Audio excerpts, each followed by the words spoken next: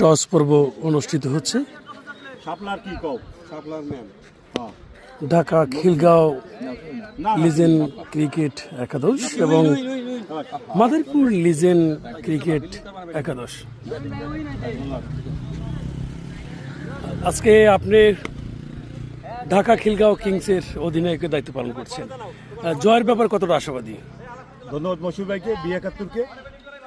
জয়ের ব্যাপারে জয় পরাজয় একটা থাকবেই, ক্রিকেট মানে জয় পরাজয় থাকবেই। জয় পরাজয় না হলে ক্রিকেটের যে আদর্শ এটা হয় না। তাই জয়ের ব্যাপারে আমি 50% আশাবাদী, যেহেতু বন্ধুবর আমরা উভয়ই পরস্পর আর কি অনেক কাছের। এই কারণে ওই জয়ের চেয়ে হলো একত্রিত হয়েছি, এইটাই আমাদের সবচেয়ে বড় পাওয়া। বন্ধুবর এবং আমি জয়ের জন্য 50-50 আশাবাদী। ধন্যবাদ। আজকে আপনি মাদারীপুর লিজেন্ড ক্রিকেট একাদশের অধিনায়কের দায়িত্ব পালন করছেন, জয়ের ব্যাপারে কতটা আশাবাদী?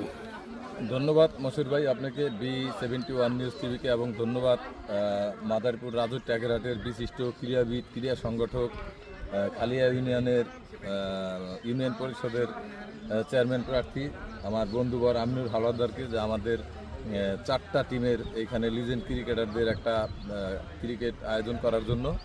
তো ধন্যবাদ জানাচ্ছি খিলগাঁও কিংসের অধিনায়ক আমিনুর হাওলাদারকে। আমরা সুন্দর পরিবেশে আজকে এখানে ক্রিকেট খেলতে আসছি, আশাবাদী। বন্ধু যতটা আশাবাদী, বন্ধুর জন্য তার সাথে আমি বেশি আশাবাদী যে আমার বন্ধু জিতুক। আমাদের এই পরস্পরের যে সহমর্মিতা এটা চিরকাল থাকুক এবং এরকম খেলার আয়োজন আরও হবে।